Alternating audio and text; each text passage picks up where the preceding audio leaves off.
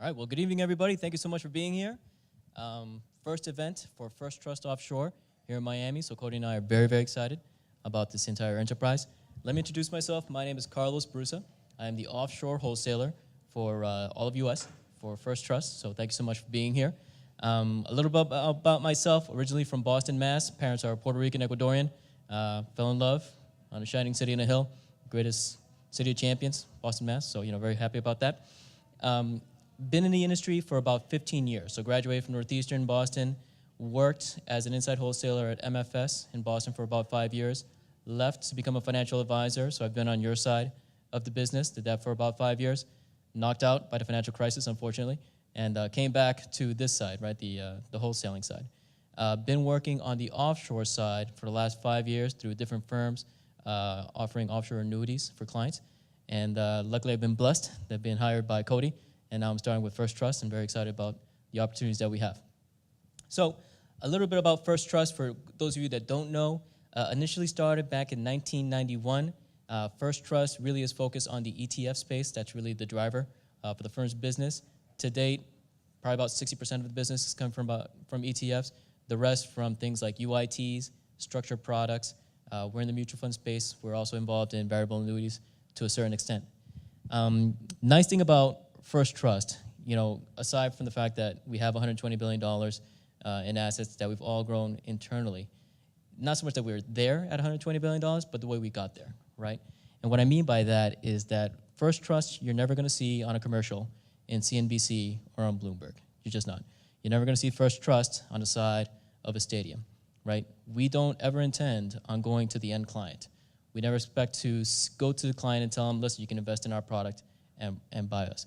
The way we run our business model is only by working through you, the investment professionals.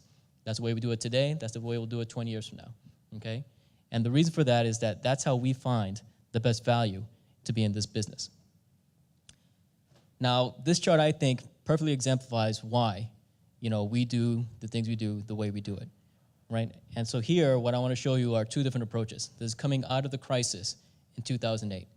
On one side, you had something that was methodical, something that was implemented, something that was done by conviction. On the other side, what you saw was something that was psychological, right? People knew better. They knew they shouldn't be doing the things they were doing, but they still kept on doing it, right? So, one story I'd like to tell is from my time as a financial advisor.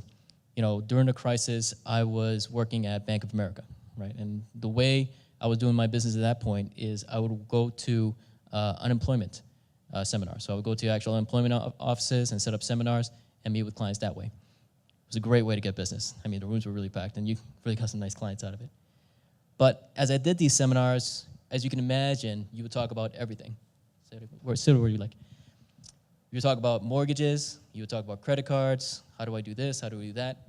And finally, eventually, you would end up talking about investments. And as I would talk about investments with these clients, I would ask the same questions. Question number one, do you think stocks are cheap right now? Most of the clients would say, yes, stocks are pretty cheap. Second question, do you think it's a good time to invest in stocks right now that they're so cheap? Yeah, I really do think it's a good time to buy stocks right now. Question number three, if I told you to go home right now and take 60% of your cash and put it into the S&P 500, will you do it? The answer was no, I can't do it.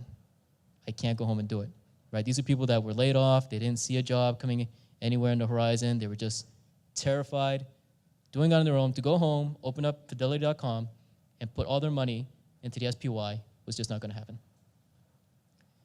And so what inevitably happens? This is the average investor, right, over time, doing less than 3%.